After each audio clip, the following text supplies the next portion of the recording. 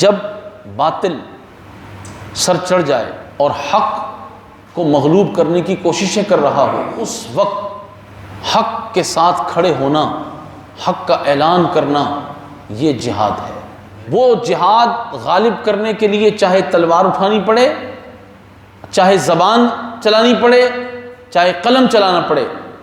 لیکن جب یہ یاد رکھیں کہ ہر صورت میں جہاد بالسیف کی، یعنی تلوار سے جہاد کرنے کی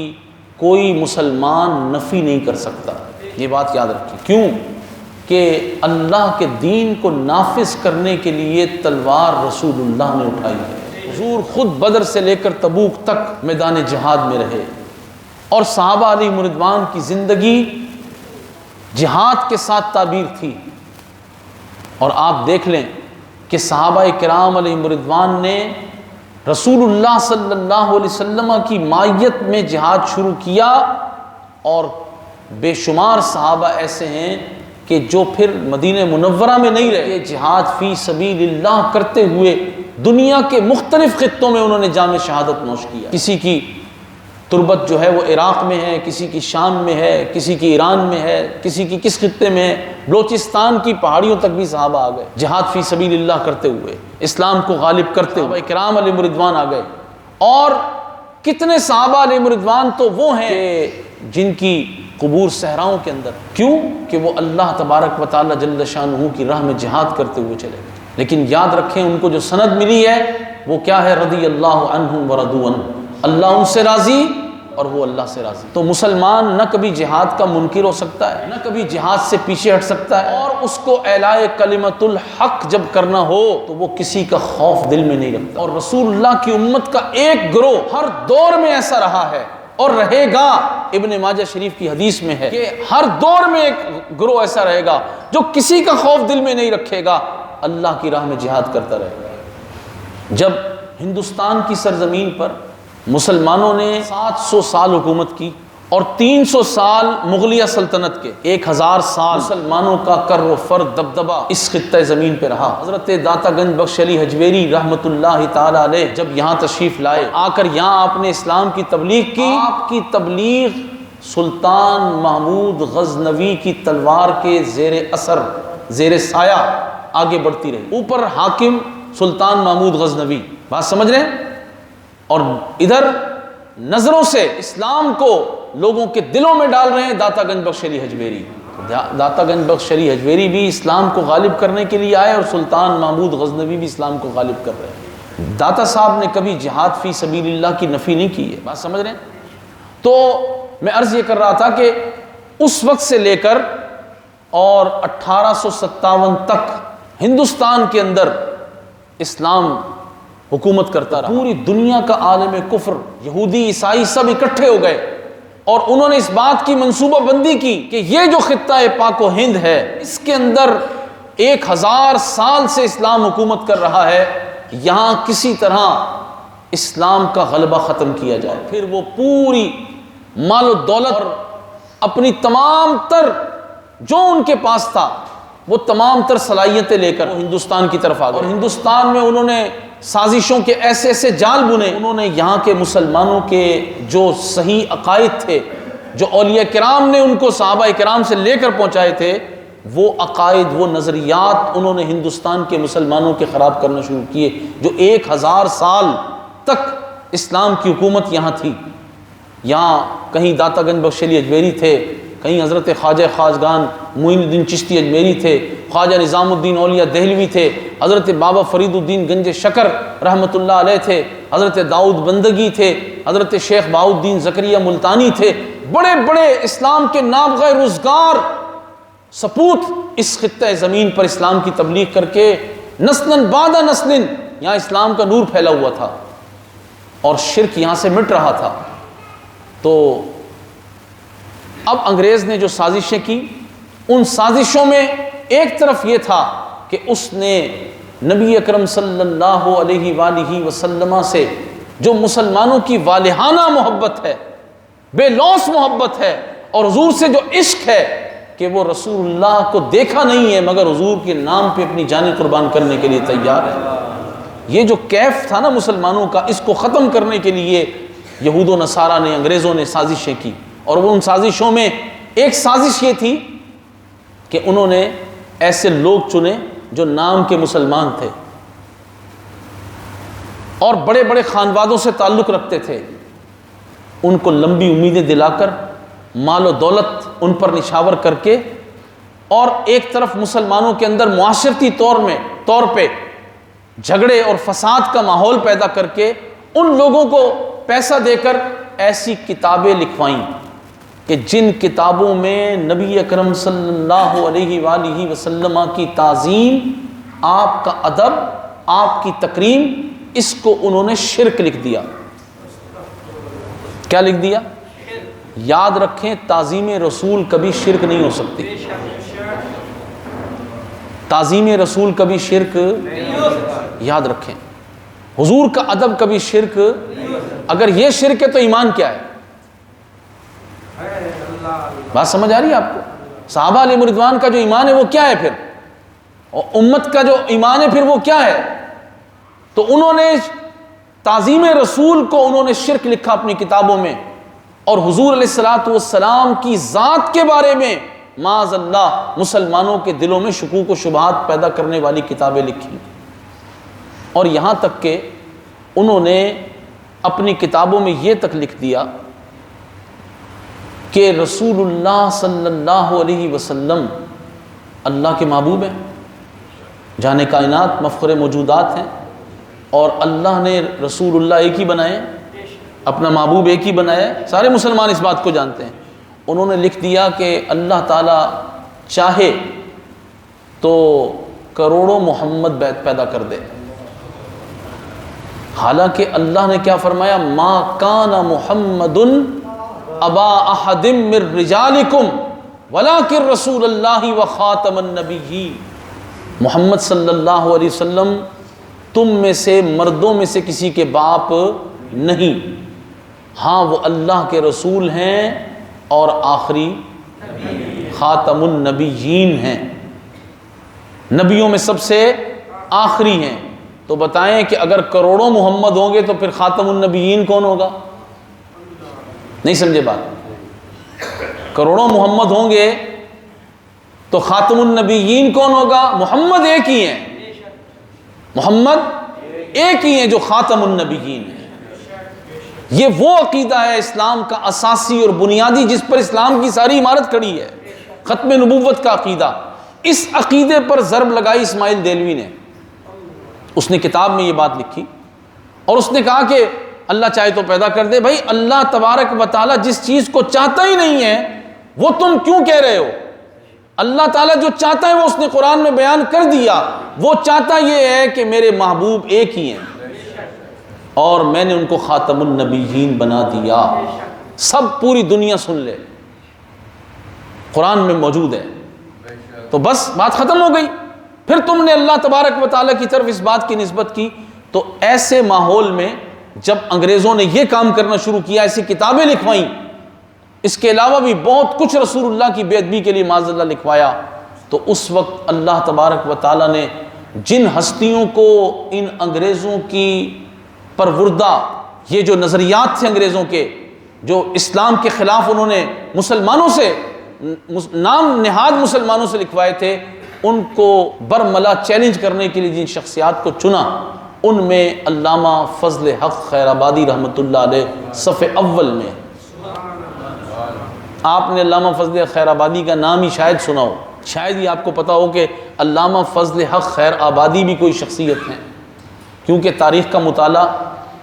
مطالعہ پاکستان کی کتابوں میں تو نہیں ہے، جو آپ حضرات نے پڑھی یا بچوں کو پڑھائی ہیں، ماسٹرز تک کی کتابیں اٹھا لیں، آپ کو شاید کہیں چیدہ علامہ فضل حق خیر آبادی کا نام مل جائے، ورنہ ہماری قوم کے بچوں کو ان بزرگوں کے نام ہی نہیں پتا کہ علامہ فضل حق خیر آبادی حقیقتاً کتنے بڑے مجاہد اسلام ہیں۔ علامہ فضل حق خیر آبادی نے اس وقت ان نظریات کے خلاف پھر کتاب لکھی،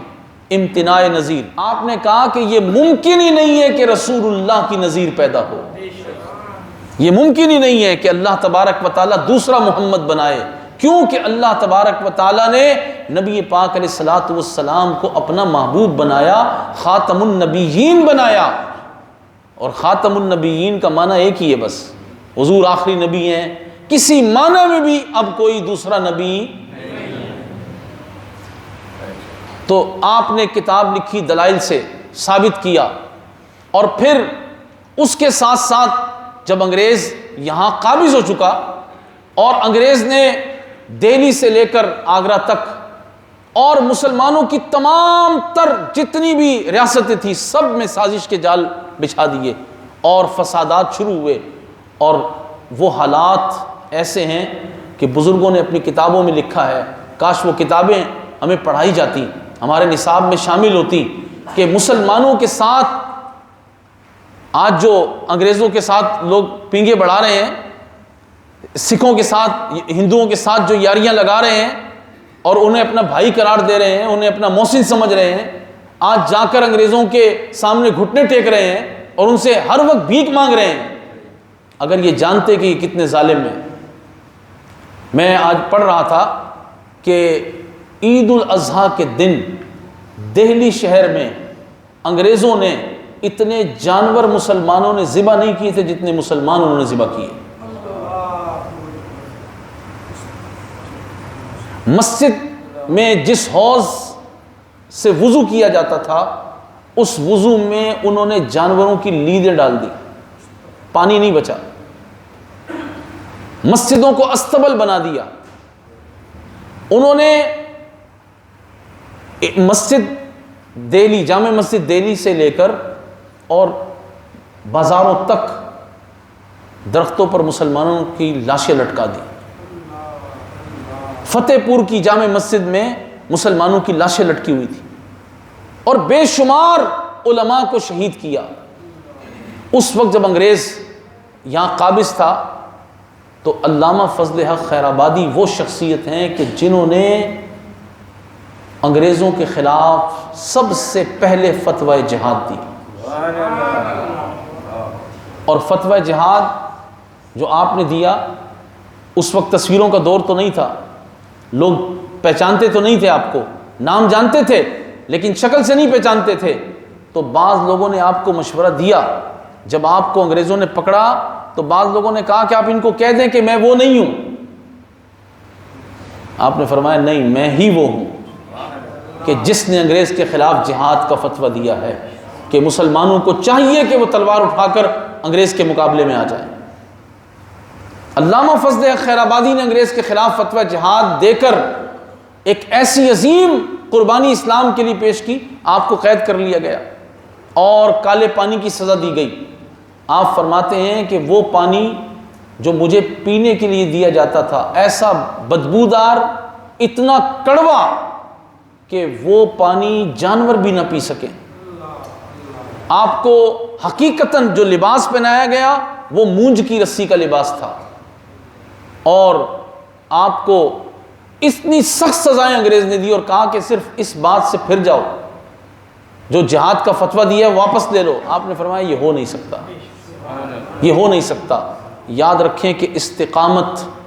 جب مسلمان حاصل کر لیں، دین پر قائم ہو جائیں، تو ان کی برکتیں پھر اللہ تبارک و تعالی نسلوں کو عطا فرما دیتا ہے۔ علامہ فضل خیر آبادی جب استقامت کا پہاڑ بن گئے، حالانکہ آپ کے جسم کو ہمیشہ ناز و نام میں پالا گیا تھا، آپ اتنے بڑے خاندان کے شخص تھے کہ آپ کے والد شاہ عبدالعزیز محدث دہلوی کے پاس جب آپ کو پڑھنے کے لیے بھیجتے تو آپ ہاتھی پہ سوار ہو کے جایا کرتے تھے، آپ کے ساتھ آپ کے خدام ہوا کرتے تھے، اور آپ اتنے بڑے عالم تھے کہ جب شاہ عبدالعزیز محدث دہلوی نے رافضیوں کے خلاف کتاب لکھی، شیعوں کے خلاف، تو ہندوستان کے رافضی تو پریشان ہوئے ایران کے رافضیوں کو بھی بڑی تکلیف ہوئی، اور ایران نے باقاعدہ مناظر آپ سے مناظرہ کرنے کے لیے بھیجے، اور جانوروں پر کتابیں لاد کر وہ ایران سے آئے کہ ہم مناظرہ کریں گے شاہ عبدالعزیز محدث دہلوی سے۔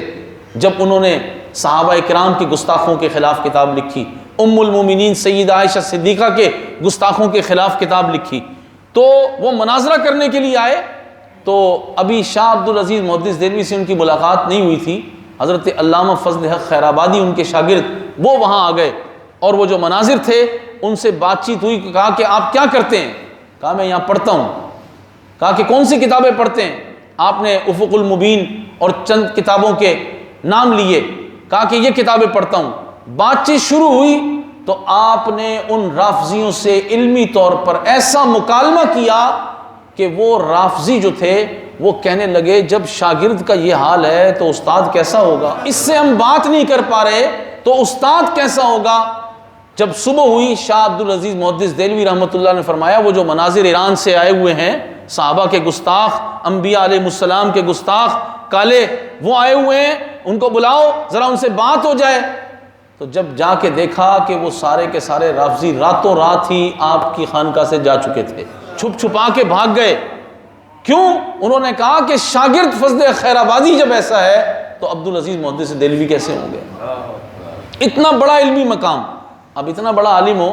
اگر اپنے علم کی بنیاد پہ لوگوں سے ہاتھ ہی چمواتا رہے، انگریزوں کے خلاف فتویٰ نہ دے، بیٹھ کے اپنے آستانہ چلاتا رہے، لوگ اس کی عزت کرتے رہے، نہیں، انہوں نے اپنے علم کو بھی جہاد فی سبیل اللہ کے لیے استعمال کیا، اپنے منصب کو بھی، اپنے ناز و نام میں پلے ہوئے جسم کو بھی، جو کچھ ان کے پاس تھا سارے کا سارا انہوں نے رسول اللہ کے دین کے لیے پیش کر دیا، اور کالے پانی میں انہیں رکھا گیا، وہیں آپ کا وصال ہوا۔ اور جہاد فی سبیل اللہ کا جو فتویٰ تھا اس نے پھر کیا کام کیا؟ اس نے کام یہ کیا کہ مسلمانوں کو استقامت دے دی، اور علماء نے پھر ان کی مزید آگے پیروی کی۔ 1857 سے لے کر 90 سال، 1947 میں پاکستان بنا ہے، 90 سال تک یہاں انگریز حکومت کرتا رہا۔ اگر تحریک پاکستان چلی تو اس کی بنیاد بھی علامہ فضل حق خیر آبادی نے ڈالی۔ اگر دو قومی نظریہ سامنے آیا تو اس کی بنیاد بھی علامہ فضل حق خیر آبادی نے ڈالی ہے۔ اگر مسلم لیگ بنی اور مسلمانوں کی اتنی بڑی ہجرت ہوئی، اتنی قربانیاں مسلمانوں نے دی، تو اس کے پیچھے علامہ فضل حق خیر آبادی اور اس دور کے عظیم علماء کی قربانیاں ہیں، اور یہ قربانیاں آگے بڑھتی رہیں۔ آپ کی شخصیت بڑی عظیم الشان تھی، آپ کی شخصیت اب تو ہمارے ہاں تو بالکل نیا لگ رہا ہے نا جی، علامہ فضل خیر آبادی جو ہیں ان کی شخصیت پہ بات ہو رہی ہے تو ہمیں نیا لگ رہا ہوگا بالکل، لیکن ہمارے علماء نے جو ان کو خراج عقیدت پیش کیا ہے وہ میں آپ حضرات کے گوش گزار کروں تاکہ آپ کو پتہ ہو کہ ہمارے بڑے کیسے تھے، ہم کن کے ماننے والے ہیں، اور ان کے اندر اللہ تبارک و تعالیٰ نے دین کی کتنی محبت دی تھی، علم و فضل ان کے پاس کتنا تھا۔ وہ چند اشعار ہیں، وہ میں آپ حضرات کے سامنے رکھ کے گفتگو ختم کرتا ہوں، کیونکہ آج 12 صفر المظفر ہے، اور 12 صفر المظفر علامہ فضل حق خیر آبادی رحمۃ اللہ تعالیٰ علیہ کا یوم وصال ہے۔ تو آپ کو خراج عقیدت علماء نے اس طرح لکھا ہے کہ وہ امام فلسفہ نازش علم و سخن جس نے زندہ کر دیا قصہ دار و رسن، موت کی آنکھوں میں آنکھیں ڈال کر ہنستا رہا، اللہ اللہ جنگ آزادی کے حر کا بانک پن، زندگی اس کی سراپا سوز و ساز عشق تھی، دانش و حکمت میں حاصل تھا اسے معراج فن، سامراجی طاقتوں کا توڑ کر زور جنوں اس نے پیدا کی تھی آزادی کی ہر دل میں لگن۔ انگریزوں سے آزادی کے لیے علامہ فضل حق خیر آبادی نے فتویٰ دیا تھا کہ انگریز کو اس خطے سے بھگانا ضروری ہے، اور مسلمانوں میں وہ لگن 1857 میں آپ نے پیدا کر دی تھی۔ اور پھر آپ نے جو کام کیا اسماعیل دہلوی کے رد میں، جو رسول اللہ صلی اللہ علیہ وسلم کی تعظیم اور محبت میں، اس کو بھی شاعر نے کیا خوب کہا، اس نے سمجھایا نہیں ممکن نظیر مصطفیٰ، اس نے سمجھایا نہیں ممکن نظیر مصطفیٰ، رسول اللہ جیسا کوئی اور نہیں ہو سکتا، حضور کی نظیر پیدا نہیں ہو سکتی، حضور علیہ الصلوۃ والسلام کو اللہ تبارک و تعالیٰ نے واحد بنایا ہے۔ اس نے سمجھایا نہیں ممکن نظیر مصطفیٰ، گونجتا ہے آج تک یہ نعرہ باطل شکن۔ اب ہر مسلمان یہی کہتا ہے نہیں ممکن نظیر مصطفیٰ، آپ بھی کہہ دیں نہیں ممکن بھائی سب کا ایمان ہے نا یہ تو نہیں ممکن نظیر مصطفیٰ، یہ ہو نہیں سکتا کہ مسلمان یہ کہے کہ حضور جیسا بھی کوئی پیدا ہو سکتا ہے۔ اللہ اکبر، کانپ اٹھا اس کے فتووں سے فرنگی سامراج۔ انگریز سمجھا تھا کہ ہم نے ظلم کر لیا، ہم نے خون بہا دیا، ہم نے یہاں دولت کے انبار لگا کر کتابیں لکھوا لی حضور کی تعظیم کے خلاف، تو اب کوئی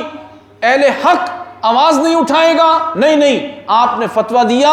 اور ایسا فتویٰ دیا کہ مسلمانوں میں جہاد کی روح پھونک دی۔ کانپ اٹھا اس کے فتووں سے فرنگی سامراج، اس کے نعروں سے ہوئے بیدار شیران وطن، اس کے نعروں سے ہوئے بیدار۔ آپ نے اس دوران ہندوستان کے بے شمار علاقوں کا دورہ کیا، اور وہاں آپ نے باقاعدہ مسلمان نوجوانوں کی جمعیتیں قائم کی جو انگریزوں کے ساتھ جہاد کرنے کے لیے تیار ہوئی۔ صرف فتویٰ بھی نہیں دیا بلکہ ساتھ عملی طور پہ کام بھی کیا، اور پھر فرمایا وہ خطیب حریت، اللہ اکبر، شعلہ نوا، جوش آفری۔ یہ اتنے بڑے خطیب، اتنے بڑے عالم تھے کہ مرزا غالب کا نام تو آپ حضرات جانتے ہی ہیں۔ مرزا غالب بھی ان کے بہت عقیدت مند تھے، اور بڑی دوستی تھی ان کی آپ سے۔